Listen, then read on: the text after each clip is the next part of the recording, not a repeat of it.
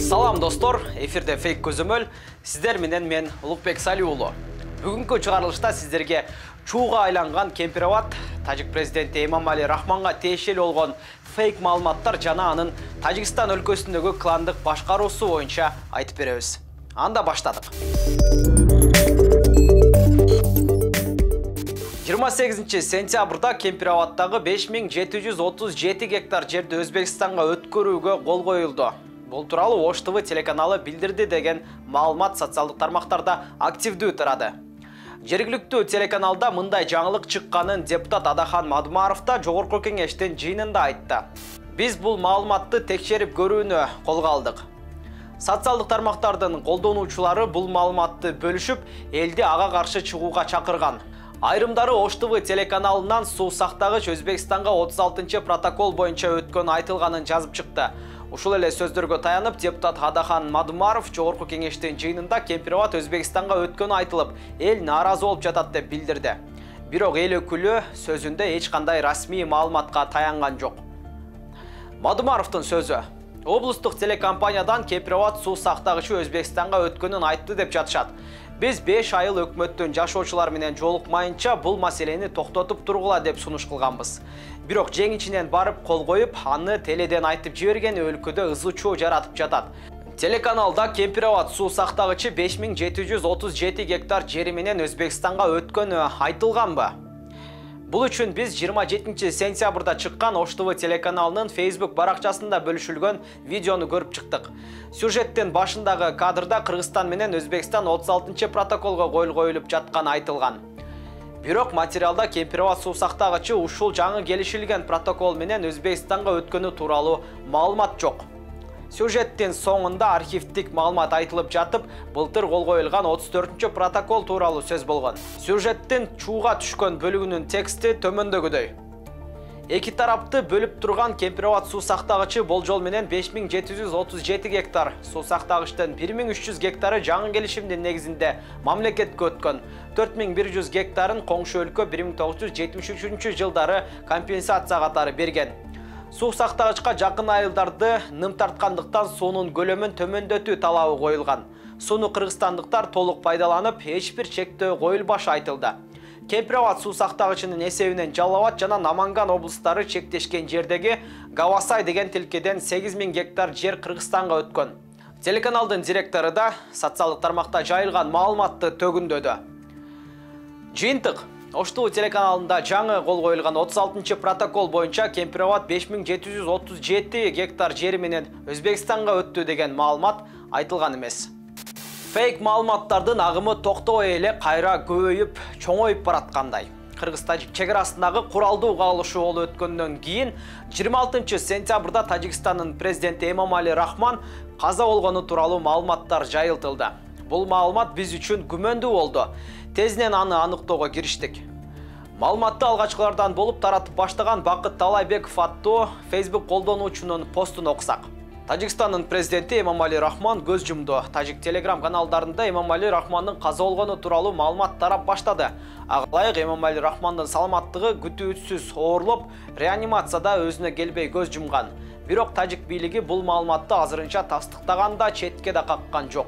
Белгилүү болгондой, Эмомали Рахман Тажикстан эгемендүүлүк алгандан бери тактыда болуп келген. Ал бийлигин уулу Рустам Эмомалиге өткөрүп берүүгө аракет кылып жүргөн. Кийин бул маалыматтын күмөндүү экенин эске алынса да, белгилүү инсандар, журналисттер айрым басылмалар жазды. Биз тажик жана эл аралык сайттарды көрүп, карап көрдүк. Эмомали Рахмандын ооруганы же каза болгону тууралуу расмий да төгүндөгөн да маалымат жок. Президенттин расмий сайтында 20 сентябрда тажик президенти Орусия президенти Владимир Путин менен телефон аркылуу сүйлөшкөнү айтылгандан кийин ал катышкан иш-чаралар жарыяланбай жаткан. 27 сентябрда Эмомали Рахмандын Тажикстандагы Сатима Улукзода атындагы институтунда билим берүү тармагынын өкүлдөрү менен жолукканы тууралуу маалымат президенттин расмий сайтына жарыяланды. Демек, тажик президентинин каза болгону жалган. Эмомали Рахман темасынан алыстабайбыз. Тажик президенти акыркы кыргыз-тажик окуяларынан кийин дүйнө элинин назарында болуп турат. Жада калса жакында эле Орусия лидери Владимир Путиндин колунан тынчтыкка кошкон салым үчүн деген негиз менен 3-даражадагы сыйлыкка эгедер болду. Эми дал ошол тажик лидеринин жүргүзгөн саясатына каршы чыккандар да жок эмес экен. Айрыкча Кыргызстан менен болгон куралдуу чыңалуудан кийин анын дарегине тажик эли тарабынан да айтылган нааразы пикирлер бар. Алдыдагы видео баянда Арген Камалдинов Рахмондун өз өлкөсүндө жүргүзгөн кландык саясаты тууралуу айтып берет. Я коротко хочу сказать по поводу сначала первый вопрос по поводу киргизо-таджикской границы, те конфликты, которые у нас происходят, это не война между соседями, не война между народами, это режим Рахмона. Ушул күндөрдө чет өлкөдө миграцияда жүргөн тажик жарандары Тажикстан жана Кыргызстан ортосундагы куралдуу кагылышууну терс баалаган билдирүүлөрү менен чыгууда. Мында алар коңшу өлкөнү 31 жылдан бери башкарып келе жаткан президенттин саясатына каршы маанайда экенин байкоого болот. Эмнеге каршы деген суроонун жообун үй бүлөлүк кландык башкаруучулук менен байлашууда. Анда Эмомали Рахмон ким? Анын балдары, кыздары кандай кызматтарды аркалап жатышат? Дал ушул суроолорго факт менен жооп издеп көрдүк. Кеттик анда эмесе. Эмомали Рахмон Тажикстанды 1992 жылдан бери тынымсыз жетектеп келе жатат. Жана ыктыярдуу кызматтан кетүү белгилерин көрсөтпөйт. Президенттин үй бүлө мүчөлөрү да кызмат адамдары. Тажикстандын президенти Эмомали Рахмон 7 кыздын жана 2 уулдун атасы. Рахмондун кыздарынын аты Фируза, Рухшона, Тахмина, Азода, Парвин, Зарина жана Фарзона. Уулдары, кыздары жана күйөө балдары мамлекеттик чоң кызматтарда иштешкени белгилүү болду. Бардык маалыматтар ачык булактардан алынды. Рустам Эмомали Рахмон президенттин уулу 2006 жылдан баштап мамлекеттик кызматта эмгек жолун баштаган. 2017 жылы ал Душанбенин мэри болуп дайындалган. 2020 жылдан бери парламенттин жогорку палатасынын спикери. Озодо Рахмон Тажикстанда таасирдүү саясатчылардын бир катары элге таанымал. 2005-2007 жылдары Тажикстан элчилигинин АКШдагы маданият бөлүмүндө иштеген. 2007-2009 жылдары Тышкы иштер министрлигинин консулдук башкармалыгын жетектеген. 2009-2014 жылдары Тышкы иштер министринин орун басары. Ал эми 16 жылдын 27 январында Озодо Рахмон президенттин аткаруу аппаратынын жетекчиси болуп дайындалды. Эске салсак, төмөнкү палатанын депутаттарынан айырмаланып, Тажик парламентинин жогорку палатасынын мүчөлөрү түз добуш берүү жолу менен шайланбайт. Рухшона Рахмонова Тажикстан Тышкы иштер министрлигинин эл аралык уюмдар башкармалыгынын башчысынын орун басары кызматында иштеген. Рухшона Эмомали Улуу Британиянын жана Түндүк Ирландиянын Тажикстандын атайын жана ыйгарым укуктуу элчиси болуп дайындалган. Тахмина Рахмонова Аба каттам агенттигинин ачык акционердик коомунун менчик ээси. Ачык булактардан алынган документтерде Аба байланыш агенттиги ачык акционердик компаниясынын ээси Эмомали Рахмондун 3-чү кызы Тахмина Рахмонова экендиги көрсөтүлүп турат. Рахмондун туугандары менен байланышы жөнүндө маалыматты салык комитетинин расмий кагаздары сыяктуу башка документтерде тастыктайт. Зарина Рахмонова мамлекет башчынын 6-чы кызы. 2010 жылы Тажикстандын мамлекеттик телеканалында диктор болуп, жаңылыктарды англис тилинде окуган. Зарина Рахмон Ориен банктын төрагасынын орун басары болуп иштейт. Банкты анын бир тууган таекеси белгилүү ишкер Хасан Асадулло Зода жетектейт. Эмомали Рахмондун күйөө балдары Жамалидин Нуралиев, Азаданын күйөөсү, Тажикстан Республикасынын Улуттук банкынын төрагасынын 1-чи орун басар кызматын ээлейт. Рахмондун кайын журтунун туугандарынын арасында Сахиб кланы өзгөчө айырмаланат. Бир туугандарынын балдары Махмад Заир жана Шамсулло Сахибова Рахмондун 2 кызына үйлөнгөн. Махмад Заир Сахибова Фирузанын күйөөсү. Ал эми анын бөлөсү Шамсулло Сахибов Рухшона Рахмонованын күйөөсү. Ишкер Шамсулло Сахибов жакынкы убакытка чейин кышкы спорт ассоциациясын жетектеген. Учурда ал Улуттук олимпиада комитетинин Тажикстан Республикасынын вице-президенти.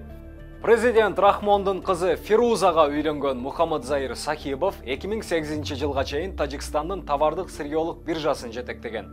Ошол эле жылы ал Тажикстан өкмөтүнө караштуу мамлекеттик сатуу алуулардын директору болуп дайындалган. Бирок 2011 жылы кызматтан кетип, өз бизнесине киришкен.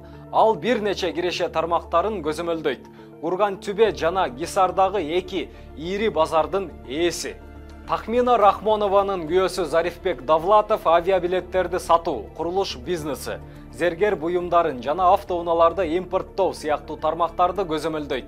Мындан тышкары Давлатов бажы терминалын көзөмөлдөп, Карвон, Фарвон базарларын жана Садбарк соода борборун башкарат. Тахмина алгач Зубайдулла Гулов деген жаранга турмушка чыккан. Ажырашкандан кийин Зубайдулла Гулов бардык мүлкүнөн ажыратылып, өлкөдөн чыгарылган.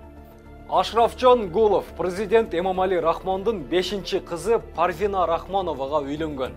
Ашрафжон Гуловду Тажикстандын Туркиядагы атайын жана ыйгарым укуктуу элчиси кылып дайындашкан. Буга чейин ал салык комитетинде, Улуттук банкта, Тажикстандын Бельгиядагы элчилигинде иштеген. 2014 жылдан тартып Россия Федерациясындагы Тажикстандын башкы консулу болгон. Тажикстандын Тышкы иштер министрлигинин кадрлар жана атайын маалымат башкармалыгынын башчысы болуп иштеген. Мына ушундай президенттин иш аракеттерине каршы болгон тажик жарандарынын айткандарында жан бар сыяктуу. Каждый раз, когда у нас, Алексей, что-то происходит в Таджикистане, да, вот, например, на Памире, вот это реальная проблема, они начинают отводить от реальных проблем в сторону Кыргызстана. Они вот так из киргизов нам делают врагов. Эмомали Рахмондун дээрлик бардык үй бүлө мүчөсү жогорку жана негизги кызмат орундарын ээлейт. Ушуну менен бизге бөлүнгөн убакыт соңуна чыктык. Кайрадан көрүшкөнчө аман туруңуздар. Мына ушундай маалыматтар фейк көзөмөлдүн бул жолку чыгарылышын түздү. Жалган маалыматтан сак болуңуз. Т-медиа редакциясы фейктер менен күрөшүүнү алдыда дагы да уланта берет. Көрүшкөнчө аман туруңуз.